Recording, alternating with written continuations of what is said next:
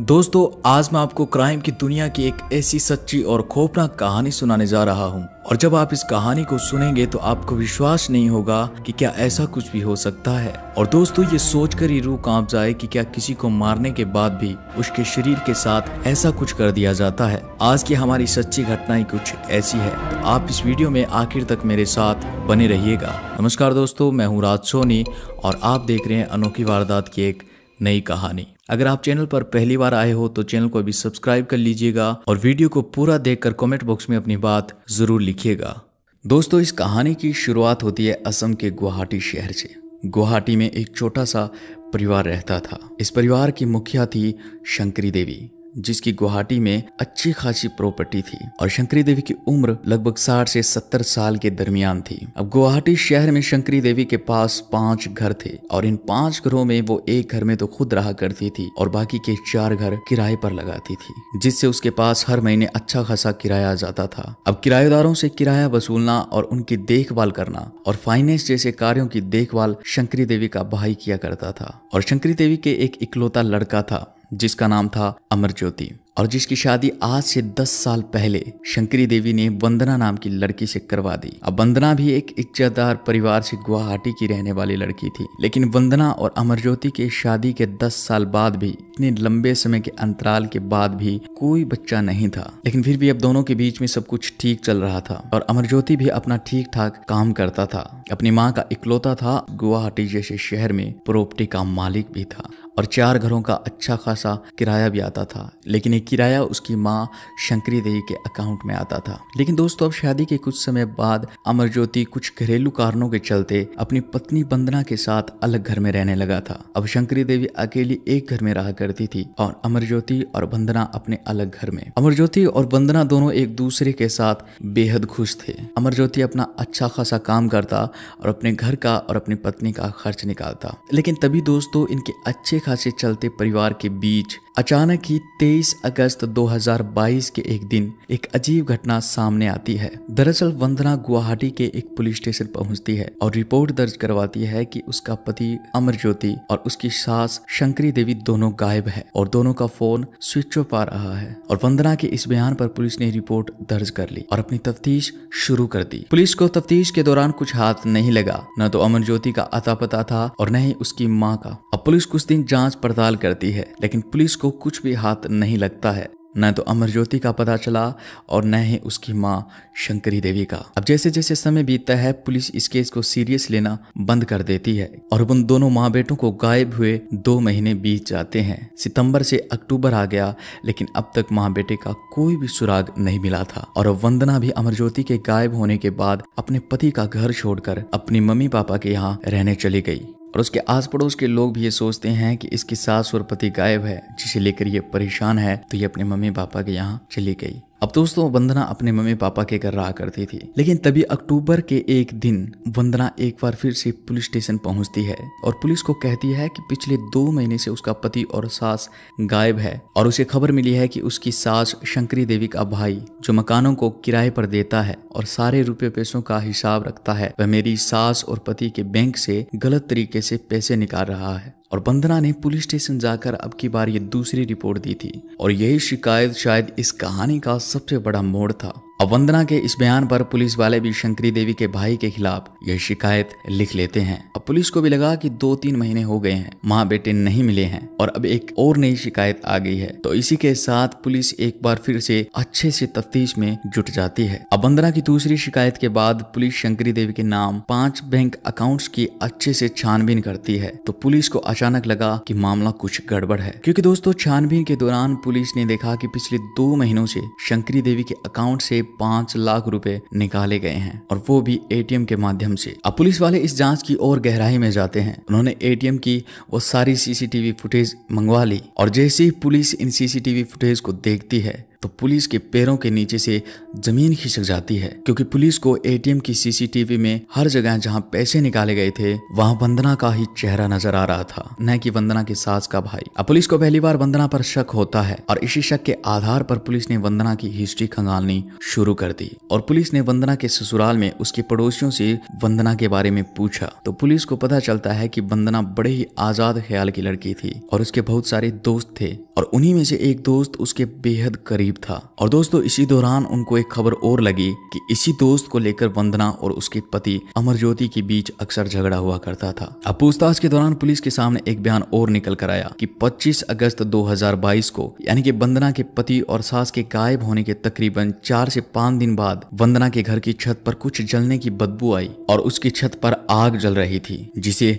वहीं के कुछ पड़ोसियों ने देखा भी था और उन्हें लगा कि वंदना घर के फटे पुराने कपड़े जला रही है, तो किसी ने शक नहीं किया। अब दोस्तों इसके बाद पुलिस वाले वंदना के पड़ोसियों से जुटाए गए बयान के आधार पर इस पूरी कहानी के पीछे छिपे राज को जानने के लिए 19 फरवरी 2023 को वंदना को पूछताछ के लिए पुलिस स्टेशन उठा लाते हैं और वंदना से पूछताछ शुरू करती है। लेकिन वंदना कुछ भी नहीं बताती। वंदना कहती है कि वह नहीं जानती कि उसके सास और पति कहाँ है, लेकिन वंदना इतना जरूर कहती है कि हाँ, उसने अपने पति और सास के अकाउंट से पैसे निकाले थे। लेकिन पुलिस का शक वंदना पर पूरा गहरा था, तो अब पुलिस अपने तरीके से वंदना से पूछताछ करती है और इसी पूछताछ के दौरान वंदना टूट जाती है और वह उन्हें सारी सच्चाई बता देती है। तो दोस्तों वंदना ने जो सच्चाई पुलिस वालों को बताई वो सुनकर पुलिस वाले ही नहीं बल्कि पूरा शहर चौंक जाता है। तो दोस्तों आगे वंदना अपनी स्टोरी बताती है कि 10 साल पहले 2013 में उसकी शादी अमरज्योति से होती है और उस दौरान भी वंदना के बहुत सारे दोस्त थे।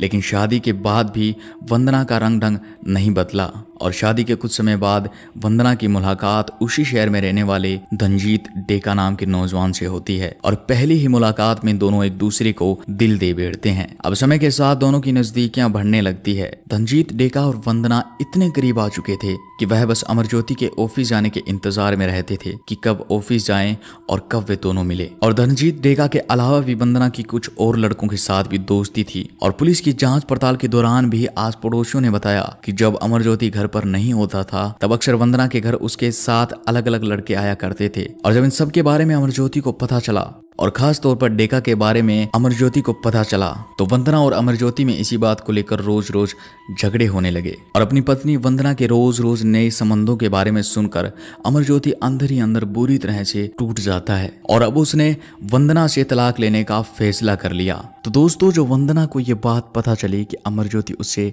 तलाक लेने वाला है तो वंदना को लगने लगा कि अमरज्योति और उसकी सास की जो गुवाहाटी में प्रॉपर्टी है वह उसके हाथ से निकल जाएगी और उसके पास कुछ भी नहीं रहेगा, क्योंकि वंदना को आशिकी के साथ साथ पैसे भी चाहिए थे। और इसी लालच के चलते वंदना ने प्लान बनाना शुरू किया कि उसके रास्ते में अमरज्योति और उसकी माँ शंकरी देवी भी हट जाएं और सारी प्रॉपर्टी भी उसकी हो जाए। अब वंदना इस प्लान के मुताबिक 17 अगस्त को गुवाहाटी में उस स्थान पर पहुंचती है जहां उसकी सास शंकरी देवी अपने अलग घर में रहा करती थी और वंदना के साथ उसकी सास के घर उसका एक दोस्त भी पहुंचता है जिसका नाम था अरूप दास। अब शंकरी देवी के घर पहुंचकर वंदना और अरूप दास देखते हैं कि घर में शंकरी देवी अकेली है और वो दोनों शंकरी देवी के पास जाकर बैठ जाते हैं, शंकरी देवी से बातें करने लगते हैं। लेकिन दोस्तों तभी कुछ देर बाद मौका देखकर दोनों शंकरी देवी को पकड़ लेते हैं और उसका गला दबा देते हैं, जिससे उसकी उसी समय पर मौत हो जाती है। और दोस्तों अब शंकरी देवी की मौत होते ही वो दोनों उस लाश को ठिकाने लगाने के बारे में सोचते हैं और वो दोनों मिलकर उस लाश के छोटे छोटे टुकड़े कर देते हैं और उन टुकड़ों को पॉलीथीन में डालते हैं और उस पॉलीथीन को शंकरी देवी के घर में मौजूद फ्रिज में रख देते हैं और वापस अपने घर लौट आते हैं। और इधर अपनी माँ की मौत से बेखबर अमरज्योति जो अपने ऑफिस के काम से बाहर गया हुआ था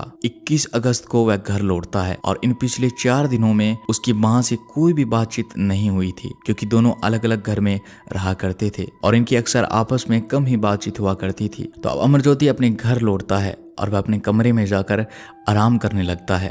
अब कुछ समय बाद वंदना एक जूस का गिलास लाकर अमरज्योति को देती है और अमरज्योति वो जूस पी लेता है। लेकिन दोस्तों जूस पीते ही कुछ समय बाद अमरज्योति बेहोश हो जाता है, क्योंकि वंदना ने उस जूस में नशीला पदार्थ मिला दिया था जिससे वह बेहोश हो गया। अब अमर के बेहोश होते ही वंदना अपने आशिक धनजीत डेका को बुलाती है और धनजीत डेका तुरंत ही घर पर पहुंच जाता है। अब दोस्तों दोनों मिलकर अमरज्योति का गला दबाकर उसको भी मार देते हैं और उसके भी छोटे छोटे टुकड़े करके फ्रिज में रख देते हैं। अब वंदना अपने दो दोस्तों के साथ मिलकर 4 दिन में अपनी पति और सास का कत्ल कर चुकी थी। अब दोनों की लाश के टुकड़े फ्रिज में थे और अब तीनों मिलकर आगे का प्लान बनाते हैं कि इस लाश को कहां पर ठिकाने लगाना है। प्लान के मुताबिक 23 अगस्त को वंदना के दोनों दोस्त वंदना के घर पर पहुंचते हैं और डेका और वंदना अरूपदास से कहते हैं कि वो शंकरी देवी के घर जाकर उसकी लाश के टुकड़े ले आएं। तो अब अरूपदास शंकरी देवी के घर पहुंचता है और उसके फ्रिज से शंकरी देवी के लाश के टुकड़े निकालता है और कार में रखकर उन टुकड़ों को लेकर वंदना के घर पहुंचता है और वंदना और डेका अमरज्योति के लाश के टुकड़े फ्रिज से समेटते हैं और अरूपदास की गाड़ी में उसके टुकड़े रखते हैं। और दोस्तों अब माँ और बेटे दोनों की लाश के टुकड़े एक ही गाड़ी में थे। अब गाड़ी को लेकर वंदना, अरूपदास और डेका तीनों मेघालय की तरफ निकल जाते हैं और मेघालय में जाकर चेरापूंजी की पहाड़ी इलाकों में अमरज्योति और शंकरी देवी दोनों माँ बेटों की लाश के टुकड़ों को अलग अलग पहाड़ों की खाइयों में फेंक देते हैं। और अब लाश को ठिकाने लगाने के बाद वंदना अपने घर वापस पहुंचती है और अपने पति के कपड़े और जो सबूत थे उन्हें छत पर ले जाकर जला देती है। और ये आग पड़ोसियों ने भी देखी थी, लेकिन उन पड़ोसियों को कहां पता था कि ये कोई साधारण आग नहीं बल्कि इस आग में माँ बेटों के कत्ल के सबूत जलाए जा रहे हैं। और दोस्तों ये सब करने के बाद 25 अगस्त को वंदना खुद को बेगुनाह साबित करने के लिए पुलिस स्टेशन पहुंचती है और वहां पर अपनी सास और पति की गुमशुदा होने की रिपोर्ट लिखवा देती है। अब इस पूरी कहानी को सुनकर पुलिस उस स्थान पर पहुंचती है जहां वंदना ने अपने दोस्तों के साथ मिलकर मेघालय में चेरापूंजी के पास लाश के टुकड़ों को फेंका था। वहां से पुलिस को एक पॉलीथीन बैग में शंकरी देवी के लाश के टुकड़े मिले, लेकिन उसका सिर नहीं मिला। लेकिन दोस्तों इधर अमरज्योति के लाश के टुकड़ों की बेहद ज्यादा तलाश के बावजूद भी पुलिस वालों को अमरज्योति के शरीर का एक भी टुकड़ा नहीं मिला। और वर्तमान में अब गुवाहाटी पुलिस वंदना को कस्टडी में लेकर लाश के टुकड़े ढूंढने में सर्च ऑपरेशन में लगी है, लेकिन पुलिस ने इन तीनों दोषियों को गिरफ्तार कर लिया। और दोस्तों इस घटना के बाद वंदना के पिता का बयान भी सामने आया था, जिसमें उन्होंने कहा था कि अगर ये सब कुछ सच है तो मेरी बेटी को मौत की सजा दी जाए और उसे सबके सामने गोली मार दी जाए। और दोस्तों आज वंदना और उसके 2 आशिक अपने किए गए गुनाहों की सजा जेल में काट रहे हैं। तो दोस्तों ये थी इंसानियत और रिश्तों को शर्मसार कर देने वाली वो सच्ची घटना जिसने उस क्षेत्र के लोगों की नींद उड़ा दी थी। मिलता हूँ ऐसी एक नई कहानी के साथ, तब तक के लिए आप अपना ख्याल रखिएगा। धन्यवाद।